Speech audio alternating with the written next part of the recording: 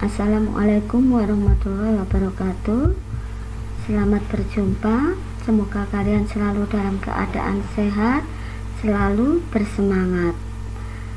Kali ini mata pelajaran IPA akan mempelajari mengenai sistem gerak pada manusia. Kompetensi dasar yang akan kita capai yaitu menganalisis gerak pada makhluk hidup, sistem gerak pada manusia, dan upaya menjaga kesehatan sistem gerak. Gerak merupakan salah satu ciri makhluk hidup. Tentunya kalian sudah tahu bukan ciri-ciri makhluk hidup yang lain. Gerak pada manusia dimungkinkan karena adanya kerjasama antara tulang sebagai alat gerak pasif. Maksudnya tulang itu tidak bisa bergerak tanpa digerakkan oleh otot. Dan otot sebagai alat gerak aktif, karena otot sebagai alat gerak aktif bisa bergerak dengan sendirinya dengan cara berkontraksi. Kita lanjut. Perhatikan gambar rangka manusia. Dari gambar ini apa saja peran dan fungsi rangka bagi hidup dan kehidupan manusia. Rangka ini terdiri dari tengkorak, yang ini berarti tulang badan, kemudian ini tangan, ini ekstremitas atas, yang ini ekstremitas bawah. Kita lanjut.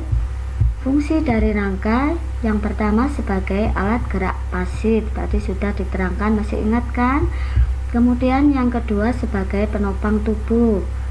Kita punya rangka sehingga kita bisa berdiri tegak dan sebagainya. Kemudian sebagai pemberi bentuk pada tubuh. Seandainya nggak ada rangka, kita bagaimana kelihatannya? Akan seperti daging yang teronggok, bukan? Kemudian rangka juga sebagai pelindung bagian tubuh yang lunak, misalkan melindungi otak, jantung, paru-paru, sumsum, dan lain-lain. Kalau otak tidak terlindung misalnya, maka kalau kena benturan maka akan berakibat fatal. Kemudian tempat pembentukan sel-sel darah, misalkan sel darah merah itu dibentuk di tulang pipih. Kita lanjut. Rangka pada manusia dibedakan menjadi yang pertama tulang penyusun rangka manusia, yaitu ada tulang keras, tulang rawan, ikat sendi atau ligamen. Kemudian yang kedua, rangka manusia digolongkan endoskeleton karena letaknya yang di dalam tubuh terbungkus oleh otot dan kulit sehingga tidak kelihatan dari luar. Kita lihat perbedaan antara tulang rawan dengan tulang keras.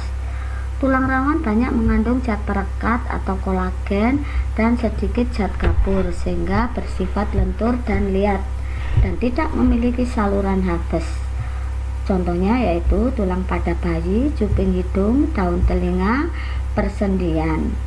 Kemudian yang kedua tulang keras banyak mengandung zat kapur atau kalsium karbonat dan kalsium fosfat serta sedikit zat perekat atau kolagen dan memiliki saluran nafas yang berisi saraf, pembuluh darah yang berfungsi memelihara kehidupan sel-sel tulang. Tulang ini terdapat pada hampir seluruh tulang pada orang dewasa. Jadi kalau pada tulang rawan banyak zat perekat, di sini sedikit zat perekat. Dan di tulang ini, tulang keras ini banyak mengandung zat kapur. Zat kapur ini berfungsi untuk mengeraskan tulang. Jika kita kekurangan kalsium, anak-anak terutama, maka pertumbuhan tulangnya tidak sempurna atau ini kan untuk pertumbuhan ya, zat kapur bagi anak-anak atau kalsium untuk pertumbuhan. Kekurangan zat kapur nantinya kalau sudah tua akan mengalami osteoporosis atau pengeroposan tulang. Kita lanjut. Macam-macam bentuk tulang. Yang pertama bentuk pipa. Sesuai dengan bentuknya maka namanya tulang pipa. Tulang lengan atas contohnya, kemudian tulang hasta, tulang pengumpil, tulang kering, tulang betis, tulang telapak tangan, tulang ruas jari kaki dan tangan, dan tulang selangka.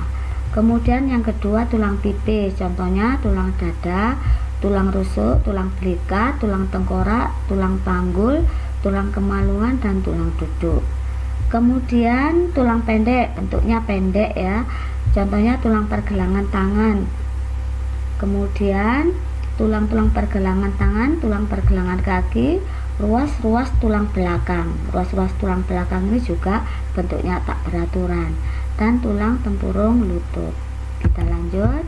Ini gambarnya contoh tulang pipih yaitu tulang belikat, contoh tulang pendek yaitu tulang pergelangan tangan, contoh tulang pipa yaitu tulang paha. Kita lanjut.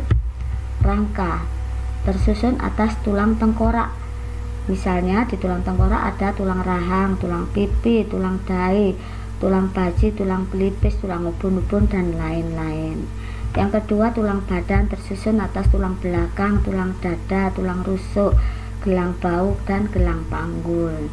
Yang ketiga, tulang anggota gerak tersusun atas dua ya, dibedakan menjadi dua, tulang anggota gerak atas atau ekstremitas atas, yang kedua tulang anggota gerak bawah atau ekstremitas bawah.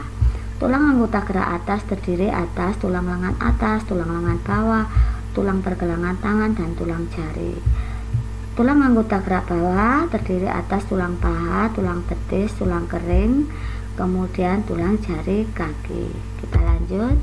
Tulang pembentuk tengkorak. Di sini ada tulang ubun-ubun, kemudian ada tulang ubun-ubun, kemudian tulang dahi, kemudian tulang pelipis, kemudian ini ada tulang kepala belakang, tulang rahang atas, rahang bawah, ini kanan dan kiri, kanan dan kiri. Kemudian ada tulang hidung, air mata. Nanti sambil dilihat di buku yang lain atau di internet ya anak-anak. Kita belajar dari internet. Kamu bisa buka-buka macam-macam tulang, penyusun tubuh. Kemudian otot juga kamu lihat di internet ya anak-anak. Fungsinya juga. Kita lanjut. Ini ada tulang belakang. Tulang belakang di sini ada tulang atlas, ini tidak ikut tulang belakang ya anak-anak. Kemudian ada tulang rusuk, ini juga tidak ikut tulang belakang. Yang ikut tulang belakang ini hanya gambarnya saja. Yang ikut tulang belakang yaitu tulang leher, kemudian tulang punggung, tulang pinggang, tulang kelangkang, dan tulang ekor. Tolong ya anak-anak, tugasnya cari jumlah masing-masing bagian tulang ini ya. Tulang leher misalkan berapa jumlahnya, tulang punggung berapa, kemudian tulang pinggang berapa jumlahnya, kemudian tulang kelangkang jumlahnya berapa, tulang ekor berapa. Jadi tulang belakang jumlahnya berapa ruas. Kita lanjut. Rongga dada tersusun atas, ini ada tulang rusuk. Tulang rusuk ada 12 pasang, 7 pasang rusuk sejati, 3 pasang rusuk palsu, 2 pasang rusuk melayang. Rusuk sejati yaitu rusuk yang di bagian depannya dihubungkan oleh tulang dada. Semua tulang rusuk bagian belakangnya dihubungkan oleh tulang punggung. Kemudian rusuk palsu, rusuk yang bagian depannya ini dihubungkan oleh, ini berhubungan dengan tulang rusuk yang ada di atasnya. Kemudian rusuk palsu ini ada 3 pasang, kiri dan kanan. Jadi yang ini kanan, yang ini kiri. Kemudian yang ketiga yaitu rusuk melayang. Ini yang bagian belakang kan dihubungkan dengan tulang punggung. Kemudian yang depannya ini tidak dihubungkan sehingga melayang namanya. Sehingga karena melayang ini enggak dihubungkan depannya sehingga namanya rusuk melayang. Ada 2 pasang. Kita lanjut. Ini yang bagian depannya tadi ya, bagian dari depan yang ini. Nah ini yang ini itu kalau digambar sendiri ini namanya tulang dada.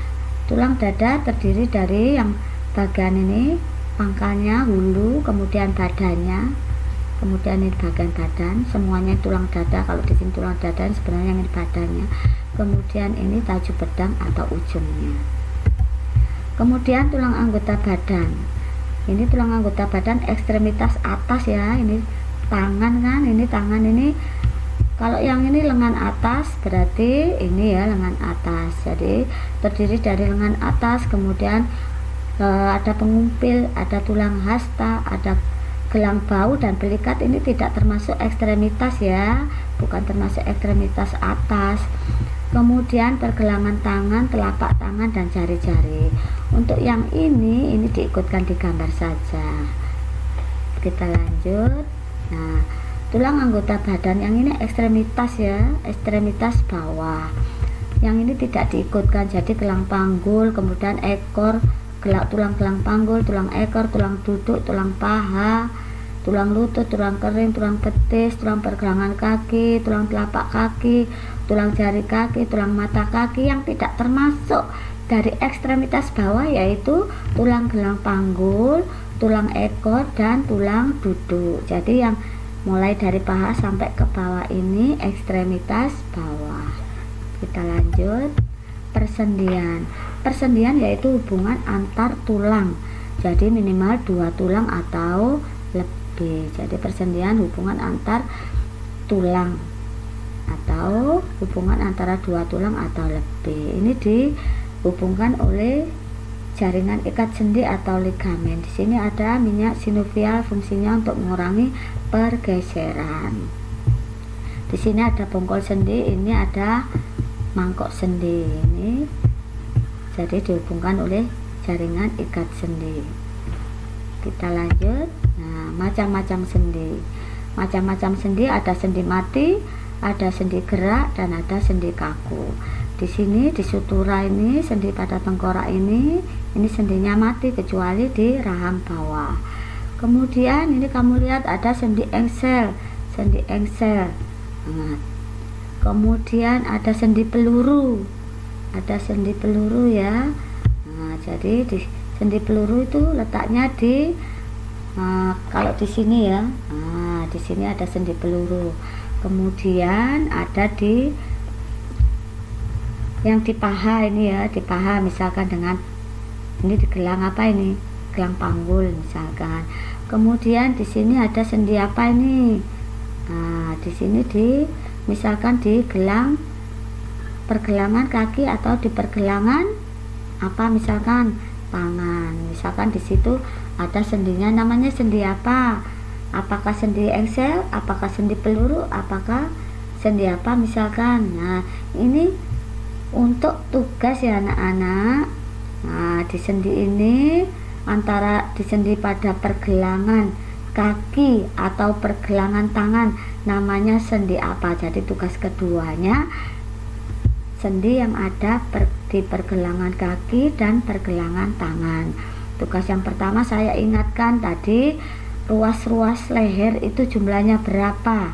Kemudian di ruas-ruas setelah leher, ruas tulang punggung jumlahnya berapa.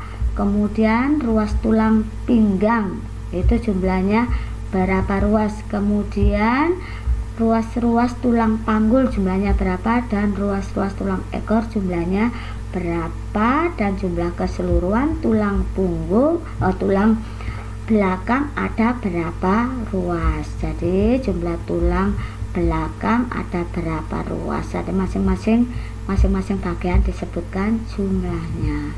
Yang kedua tugasnya ini ya, persendian pada pergelangan tangan dan pergelangan kaki, namanya sendi apa. Karena sendi itu secara garis besar ada 3. Sendi mati contohnya apa, sendi gerak contohnya apa, kemudian sendi kaku contohnya apa ya. Jadi kemudian di sini nanti kamu boleh mengerjakan lengkap, semakin lengkap semakin bagus. Jadi nanti dikumpulkan kalau sudah ketemu lagi lewat WA di Japri. Untuk yang sekarang tugasnya dikumpulkan lewat WA, difoto dulu baru di Japri. Sekian, terima kasih, selamat belajar, tetap semangat, semoga bermanfaat. Wassalamualaikum warahmatullahi wabarakatuh.